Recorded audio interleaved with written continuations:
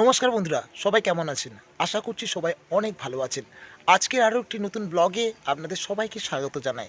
দর্শক বন্ধু, শখে মানুষ কত কী করে। কেউ শখে মানুষ পাখি পোষে, টিয়া পাখি, বিভিন্ন রকম রঙিন পাখি। কেউ আবার শখে কুকুর পোষে, কেউ বিলেতি বিড়াল পোষে। হ্যাঁ, আমিও আমার শখের জন্য আমার ছাদেতে রঙিন মাছ পালন করছি। আমি সকালে যখন কাজে যাই, তার আগে যখন আমি এই মাছগুলোর কাছে আসি, তখন আমার মনটা অনেক ভালো হয়ে যায়। আমি আমার অবসর সময়ে সবসময় এই মাছগুলোর সাথেই সময় কাটাই।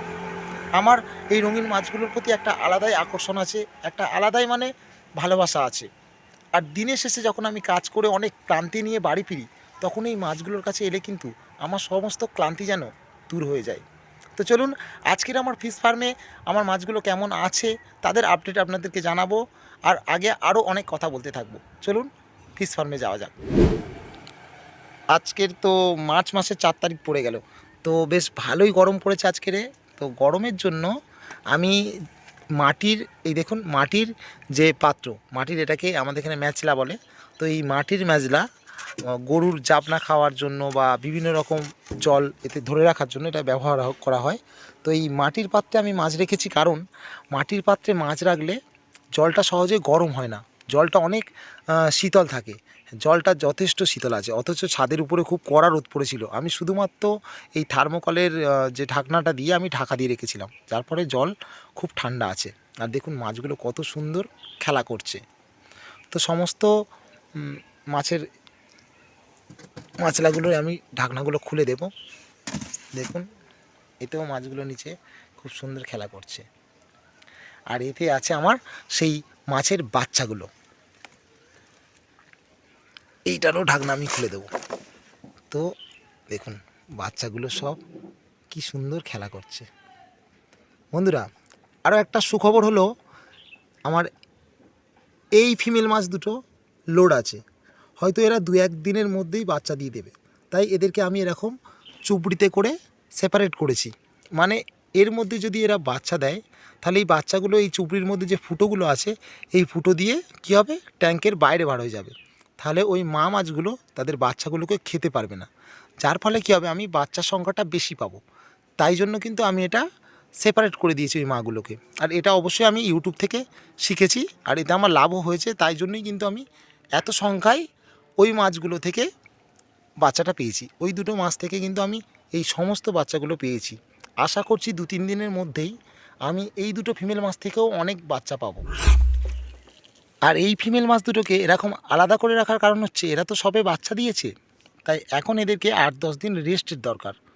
8-10 দিন পর এদেরকে আমি আবার ওই মেল মাছগুলোর সাথে ছেড়ে দেবো। তারপরে এরা আবার প্রজনন করতে সক্ষম হবে।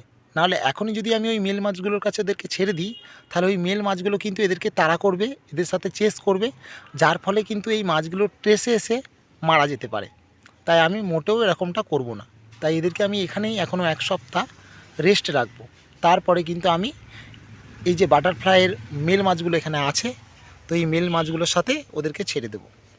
এখন এখানে একটা ফিমেল মাছ আছে আর 5টা মেল মাছ আছে। একটা ফিমেল মাছ, ওটা এখন অল্প লোড আছে, যখন ওটা বেশি লোড হয়ে যাবে তখন আবার ওকে এই চুবড়ির মধ্যে নিয়ে এসে আমি ছেড়ে দেবো বাচ্চা ছাড়ার জন্য। তো এখন আপাতত এই দুটো মাছ আপনারা ভালো করে দেখুন কি পরিমাণে লোড আছে, মানে বেশ লোড আছে। আশা করছি এরা অনেক বাচ্চা দেবে, আর তা অবশ্যই 2-3 দিনের মধ্যেই হয়তো দিয়ে দেবে। তো সেটা অবশ্যই আপনাদেরকে ভিডিওতে দেখাবো। চলুন একটু রেড টেল প্লাটিনাম মাছগুলো একটু কীরকম খেলছে সেটা দেখা যাক। এই মাছগুলো যখন আমি এনেছিলাম সেমি অ্যাডাল্ট, তো এরা অনেকটা ছোট ছিল, 1 সপ্তাহ আগে অনেকটাই ছোট ছিল।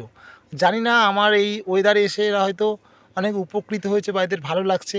এদেরকে আমি কিন্তু সকালবেলা করে ডাফনিয়া খেতে দিই, মানে যেটা পুকুরের পোকা, ওটা ধরে খেতে দিই।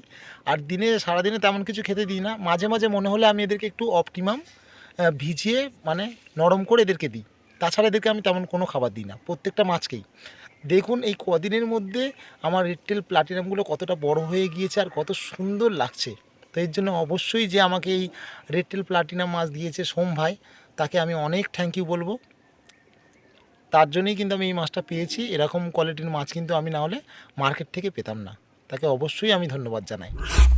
তো বন্ধুরা, আপনারাও যদি আমার মতো এরকম রঙিন মাছ চাষ করতে চান বা পালন করতে চান, তাহলে আপনারাও আপনাদের বাড়ির ছাদে বা উঠানেতে এমন রঙিন মাছ পালন করতে পারেন। দেখুন, সব কিছু থেকে যে উপার্জন হবে, পয়সা রোজগার হবে তা কিন্তু নয়। অনেক জিনিস আপনারা শখে পালন করতে পারেন বা ভালোবাসায় পালন করতে পারেন। তো যদি গরমের সময় আপনি রঙিন মাছ পালন করতে চান, তাহলে অবশ্যই কিন্তু আমার মতো ওই রকম মাটির পাত্রে চাষ করবেন, পালন করবেন। নাহলে কিন্তু অতিরিক্ত গরমে জল গরম হয়ে গিয়ে আপনার সমস্ত মাছ মারা যেতে পারে। তো বন্ধুরা, আজকের এই ছোট্ট ব্লগটি এতটুকুই।